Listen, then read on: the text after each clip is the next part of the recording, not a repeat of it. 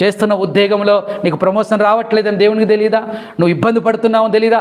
అధికారులు నీ మీద విరోధంగా తయారైన తెలియదా దేవునికి? నువ్వు వ్యాపారాలు నష్టం వస్తుంది దేవునికి తెలియదా? ఇవన్నీ తెలుసు. కానీ నువ్వు చేయాల్సిన పని ఏంటి?